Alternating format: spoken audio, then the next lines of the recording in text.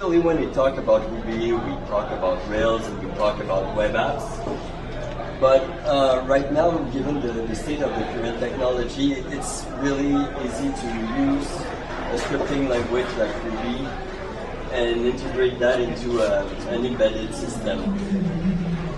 So here I have a Pi, and if you can see, I have push buttons to control the behavior of the Pi. So these are actually push buttons that you can control. So this one stops the time lapse. The first one is going to give me a preview so that I can aim a frame, so I can start the time lapse with the proper frame on. So to build this app, I just wrote a very short Ruby script, and I used a library called Piper. You know, I got the Silicon Valley series reference. But there's actually a library called Piper which allows you to control GPIO events. So I have a button that actually performs a shutdown of the Pi because I'm currently saving the data onto the USB stick.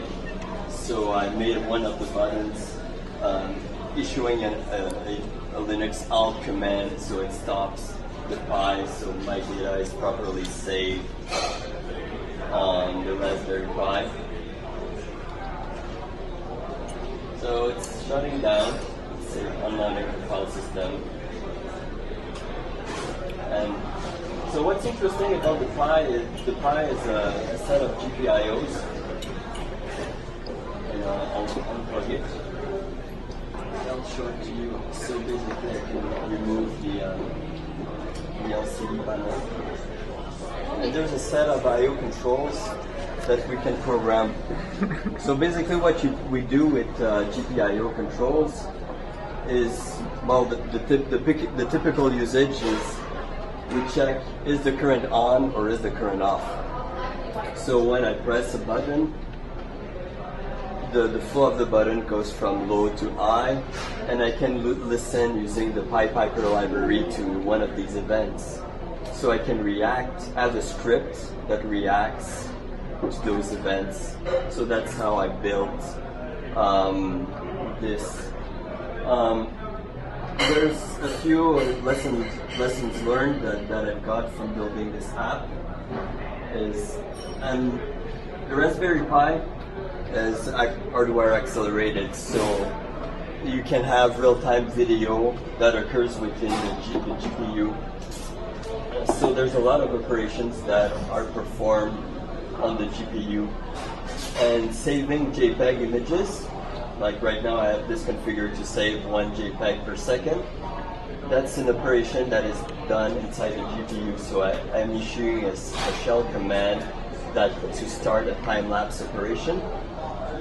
And that operation that shows me the free view and that saves the file, it's all hardware accelerated. So the Pi has a very slow processor, but because a lot of operations are GPU accelerated, you can display movies in real time, movies that are H.264 encoded.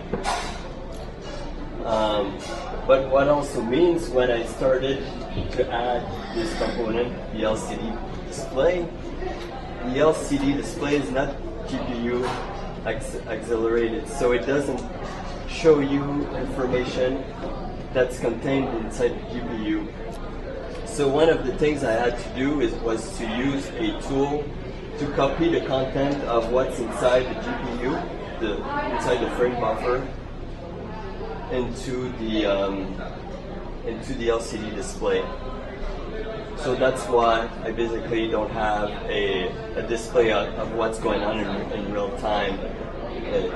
So because these are two distinct operations, one showing a preview, so getting the flow of what's in the GPU, taking that, bringing that into the LCD, and the second step,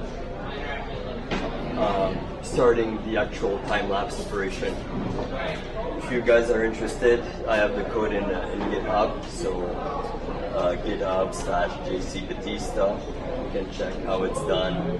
It's a quick and dirty solution. It's not an iPhone quality type of thing application, but it works. And one of the things I took earlier on, it's a bit dark, sorry for that.